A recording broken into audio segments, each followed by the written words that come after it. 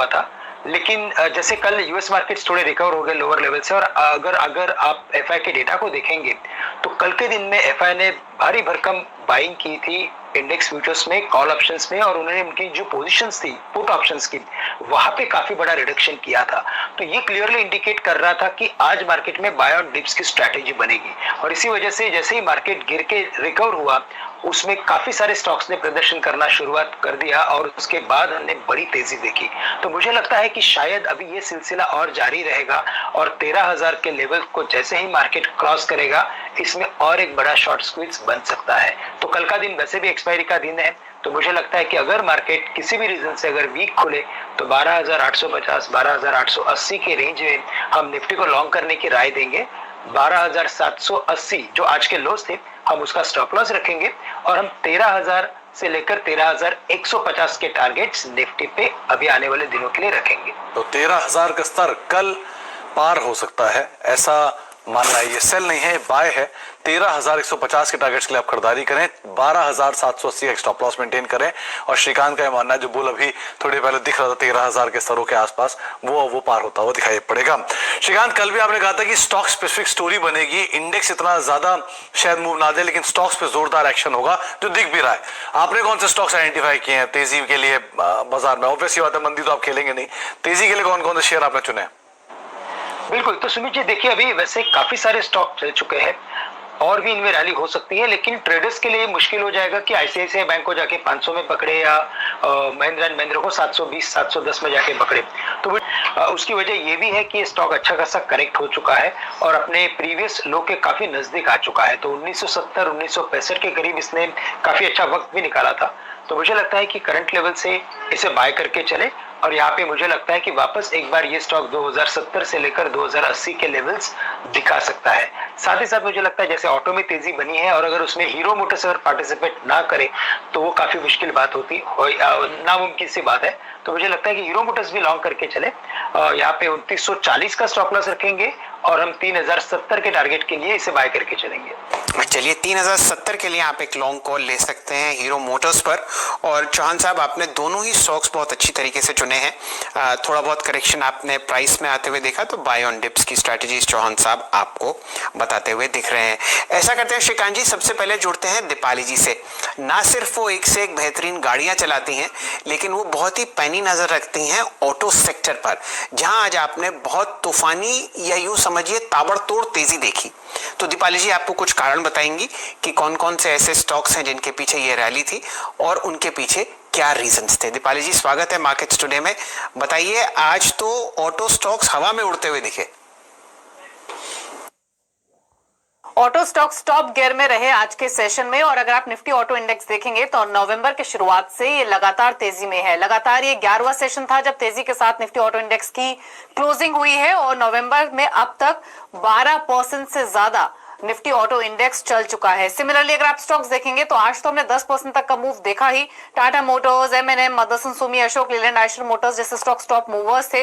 लेकिन अगर आप सिर्फ पिछले 11-12 सेशंस की परफॉर्मेंस देखेंगे, यानी सिर्फ नवंबर की, तो टाटा मोटर्स 30% चला है, मदरसन सुमी 28%, अशोक लीलैंड 20%, एमएनएम और आयशर ने 18 से 19% तक के रिटर्न सिर्फ नवंबर में अब तक दिए हैं। दरअसल जो फेस्टिव सेल्स रही हैं वो काफी स्ट्रॉन्ग रही हैं, जिसकी वजह से सेंटिमेंट्स बूस्ट हुए हैं।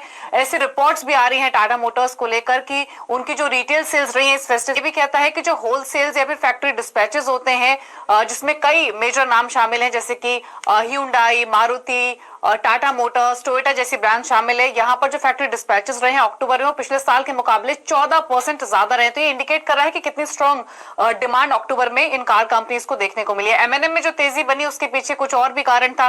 कंपनी नए लाइट वेट ट्रैक्टर को लॉन्च करने की प्लानिंग कर रही है, जिसके लिए लगभग 100 करोड़ का इन्वेस्टमेंट कंपनी तेलंगाना यूनिट पर करेगी। तो इससे भी सपोर्ट मिला एमएनएम में तेजी को। और अब जो ज्यादातर ब्रोकर हाउसेस है वो भी काफी बुलिश हो रहे हैं इस सेक्टर पर। जेफरीज की रिपोर्ट आई जिसमें उन्होंने कहा है कि पैसेंजर व्हीकल सेगमेंट में सुधार दिख रहा है, रजिस्ट्रेशंस 15% बढ़े हैं।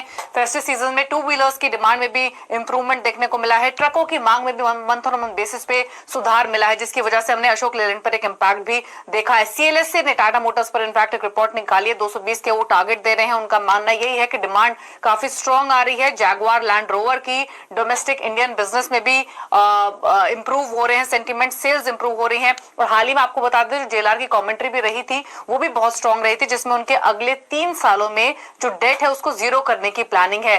तो मल्टीपल फैक्टर्स है जो कि इस तेजी को सपोर्ट कर रहे हैं, और यही कारण है कि सिर्फ आज ही नहीं, नवंबर की शुरुआत से ये स्ट्रॉन्ग बाइंग मोमेंटम ऑटो में देखने को मिला है। तो सुमित जी, कारण ढूंढिए तो अनेक हैं, लेकिन कुछ ही ऐसे स्टॉक्स हैं जहां पर आप एक लॉन्ग साइड का ट्रेड ले सकते हैं, क्योंकि रैली बहुत जबरदस्त तरीके से यहां पर आपको बढ़ती हुई दिख सकती है। चौहान साहब, आपसे जुड़ेंगे।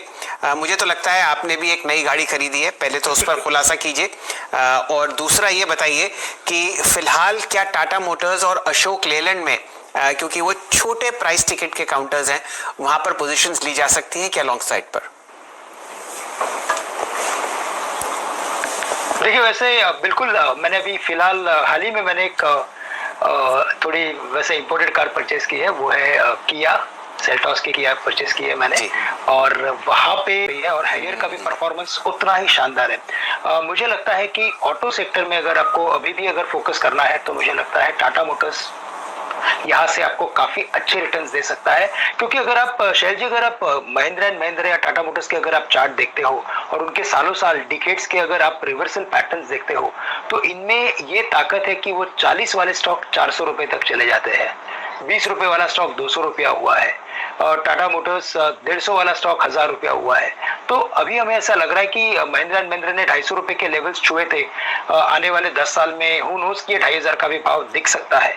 तो हो सकता है, क्योंकि ऑटो में उतनी ताकत होती है, वो हमेशा एक नए प्रोडक्ट्स लाते रहते हैं, और चार्ट्स में ये क्लियरली विजिबल है कि इस बार की तेजी है वो यकीनन काफी कॉन्क्रीट तेजी है। तो करंट लेवल से मुझे लगता है कि टाटा मोटर्स को अभी भी लॉन्ग करके चले, अगर यहाँ पे इन्वेस्टमेंट या 2 से 3 महीने का व्यू है तो, और टारगेट्स मुझे लगता है कम से कम 200 रुपए के होने चाहिए।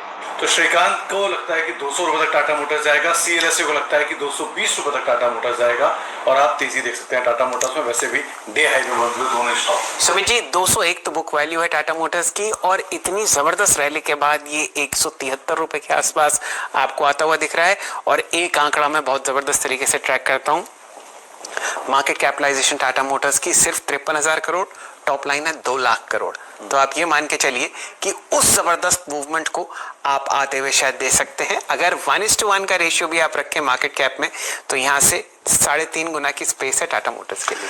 तो शायद और ज्यादा तेजी देखने को मिले, ऐसा जानकारों को लगता है, और आप और बड़ी मूव यहाँ पर देख सकते हैं, तो अभी भी खरीदारी कर सकते हैं, ऐसा मानना है श्रीकांत का भी।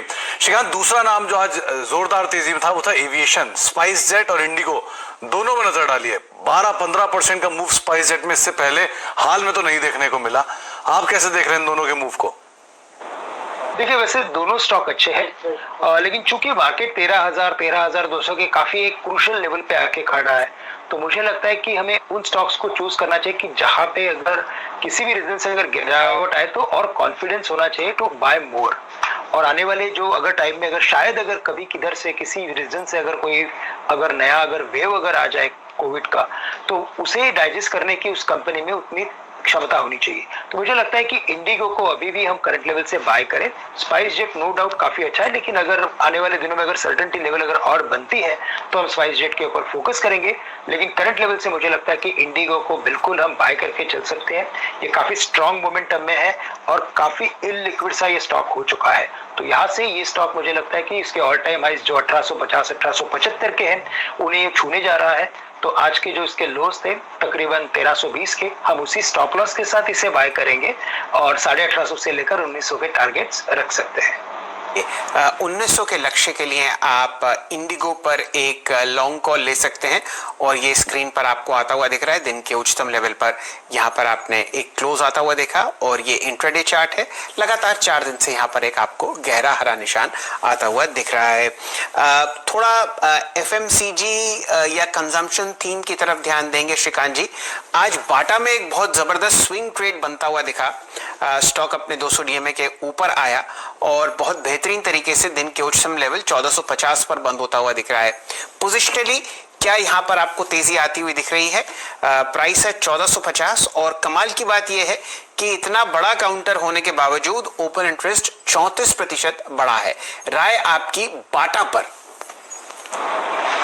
तो देखिए शैल जी, वैसे काफी अरसे से, यानी कि मैं बोल सकता हूँ कि मार्च में जब ये स्टॉक गिरा था तब से अगर आप देखेंगे तो इसकी जो मूवमेंट थी वो काफी रिस्ट्रिक्टेड थी और ये स्टॉक 1450 के ऊपर नहीं जा रहा था। उसने काफी सारा वक्त इसी लेवल्स में निकाला है, लेकिन अब जब पिछली टाइम जब बड़ी तेजी थी मार्केट में तब इसमें काफी बड़ी तेजी हमने देखी थी। तो मुझे लगता है कि शायद ये कैचअप रैली में कन्वर्ट हो चुका है और करंट लेवल से अगर 1440-1450 के करीब अगर ये ट्रेड कर रहा है तो यहाँ से अगर आने वाले 2 से 3 महीने का अगर व्यू हो तो इसे बिल्कुल बाय करके चले, क्योंकि ये स्टॉक वापस एक बार 1650 या 1700 के अपने प्रीवियस ग्लोरी के जो लेवल्स थे उन्हें ये रीच कर सकता है। तो करंट लेवल से मुझे लगता है बाय करें और अगर वेरी शॉर्ट टर्म का अगर कोई स्टॉप लॉस रखना हो तो 1400 का स्टॉप लॉस रखें और टारगेट्स हम रखेंगे यहाँ से 1600 से 1650 के।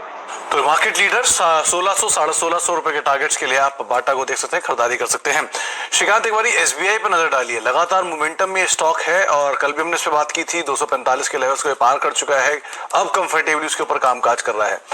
एसबीआई 250 के ऊपर, ये क्या 75 तक की चाल भी दिखाएगा अब? सुमित जी, अगर इसके चार्ट अगर आप देखते हो तो इसने जो फॉर्मेशन किया है वो कप विथ हैंडल का फॉर्मेशन किया है और मैंने मेरे पिछले कई एपिसोड में बात भी की थी कि ऐसा फॉर्मेशन काफी रेयरली बनता है और अगर ये बन गया है तो उसके टारगेट्स आते हैं 300 रुपए के। और जैसे हमने कल बात की थी कि अभी मार्केट जो है वो पैटर्न फॉर्मेशन बेस्ड ट्रेडिंग के ऊपर काफी वर्क हो रहा है, तो यहाँ से मुझे लगता है कि स्टॉक 300 के लेवल्स के लिए जा रहा है। अगर किसी के पास अगर ओल्ड पोजिशंस हो तो उसे पकड़ के रखिए, क्योंकि ये स्टॉक आने वाले कुछ हफ्तों में या महीनों में 300 के करीब काफी जा सकता है। वेरी शॉर्ट टर्म में मुझे लगता है कि 260 के करीब काफी बड़ा रेजिस्टेंस है, तो करंट लेवल से एक शॉर्ट टर्म पोजीशन ना बनाए, बट अगर मीडियम टू लॉन्ग टर्म की अगर व्यू हो तो बिल्कुल करंट लेवल से भी इसे लॉन्ग किया जा सकता है।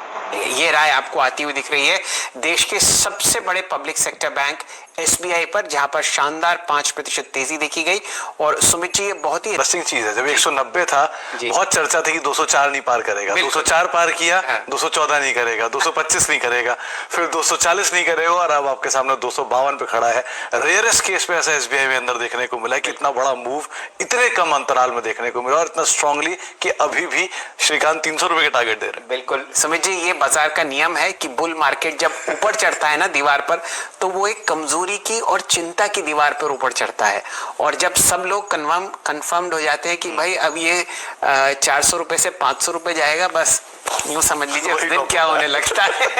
लेकिन समय एक छोटी सी ब्रेक का, और ब्रेक में जाने से पहले श्रीकांत चौहान साहब के लिए प्रस्तुत करेंगे एक बहुत ही शानदार ग्राफिक प्लेट, जहां पर आपको एक बुल गरजता हुआ दिखेगा। वो आगाज है आने वाली तेजी का।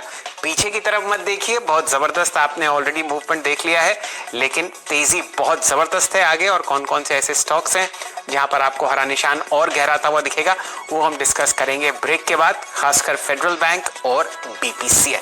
जुड़े रहिए हमारे साथ। और ये आपके सामने कुछ आंकड़े हैं जहां पर आपने चौहान साहब को एक लॉन्ग कॉल देते हुए देखा है। निफ्टी और बैंक निफ्टी का लक्ष्य 30 में रखनी चाहिए। ट्रेडिंग के लिहाज से लगभग 380 से 390 का ऐसा रेंज है जहां खरीदारी कर सकते हैं और यहां से 20 से 30 रुपए का ट्रेडिंग अप मूव हमको बहुत जल्द देखने को मिल सकता है। तो बीपीसीएल पे बाय करिए, ऐसा डीलिंग रूम्स का कहना है। आज के सत्र में ओपन इंटरेस्ट भी लगभग 9% बढ़ा बीपीसीएल का। और आखिर में कैश स्टॉक्स की अगर आप बात करें तो मिड कैप्स में NAM India, Nippon asset management पे डीलिंग रूम्स की नजर है। और जिस हिसाब से मार्केट में हमने रैली देखी है, कहीं ना कहीं ब्रोकरेज स्टॉक्स और एसेट मैनेजमेंट कंपनीज पे ध्यान होना चाहिए। यहाँ डीलिंग रूम्स को लगता है कि 330 से लेकर 350 तक के लेवल्स बहुत जल्द देखने को मिल सकते हैं और इसीलिए अपने क्लाइंट्स को वो एडवाइस कर रहे हैं कि 10 से 15% के शॉर्ट टर्म अपसाइड के लिए नैम इंडिया में खरीदारी करें। जी, तो आपको 3 नाम बताए गए हैं, एक है निपॉन इंडिया, बीपीसीएल और फेडरल बैंक, जिनके ऊपर आप नजर रखें। और साथ साथ एक और नाम आप जोड़ लीजिए उसमें, वो है फाइजर। इनकी कोरोना की दवा 95% इफेक्टिव है, पहले 90% थी और अब जो फाइनल ट्रायल्स, थर्ड ट्रायल है, उसमें 95% प्रभावी है ये दवा। तो आप फाइजर पर नजर रखें। वैसे भी जो हायर लेवल्स छुए थे वहां से कुछ गिरावट के बाद 4900 की रेंज में शेयर अभी कामकाज कर रहा है और अब इसको एफडीए से कंपनी इस्तेमाल की इजाजत मांगेगी। ये फाइनल स्टेज होगा, जल्द ही इसकी इजाजत दी जाए, ये उन्होंने रिक्वेस्ट किया है। तो फाइजर पर नजर रखें। श्रीकांत, फेडरल बैंक, इसके अलावा फाइजर, इन दोनों शेयरों पर अब क्या करना चाहिए? देखिए, अगर फेडरल बैंक की अगर बात होती है तो हमेशा हमें वसीम साहब की याद आती है, क्योंकि उनका ये सबसे फेवरेट स्टॉक है। करेक्ट। बट चूंकि देखा जाए तो अभी लगता है कि जैसे लार्ज कैप स्टॉक चल चुके हैं, मिड कैप स्टॉक भी ऑलमोस्ट पार्टिसिपेट कर रहे हैं मार्केट में, तो अभी लगता है कि फाइजर या जो फेडरल बैंक है वो यहाँ से पार्टिसिपेट कर सकता है। 61-62 के करीब है। और अगर आप देखेंगे तो जो सितंबर माह के जो हाई थे उसी के काफी करीब आ चुका है। तो next level to watch out for 70 से 72 रुपए के रहेंगे, और शायद इसमें कल के दिन में हम एक ब्रेकआउट बाय देख सकते हैं। तो करंट लेवल से इसे बाय करें, और यहाँ पे हम स्टॉप लॉस रखेंगे 58 रुपीज का, 58 रुपए का, और 67 से लेकर 70 के टारगेट के लिए इसे ट्रेड करेंगे। और फाइजर में जिस दिन ये कुछ अनाउंसमेंट हुई थी कि ये 94% इफेक्टिव है, तब इसकी जो प्राइस थी 90% इफेक्टिव है, तब जो इसकी प्राइस थी वो 6000 रुपए के करीब की थी। तो सुमित जी, मुझे लगता है कि यहाँ से अगर ये स्टॉक अगर बाउंस करता है तो वापस उन्हीं लेवल्स के काफी नजदीक जा सकता है। तो 5700 से लेकर 5800 के टारगेट हम वापस फाइजर में देख सकते हैं। जी, तो 57-58 के टारगेट फाइजर में आ सकते हैं, और फेडरल बैंक में जो तेजी का रुख है वो आगे भी बना रहेगा। वैसे भी दिन के ऊपरी स्तरों पर यह आज बंद हुआ था। बहुत बहुत शुक्रिया श्रीकांत हमारे साथ मौजूद रहने के लिए। बाजार पे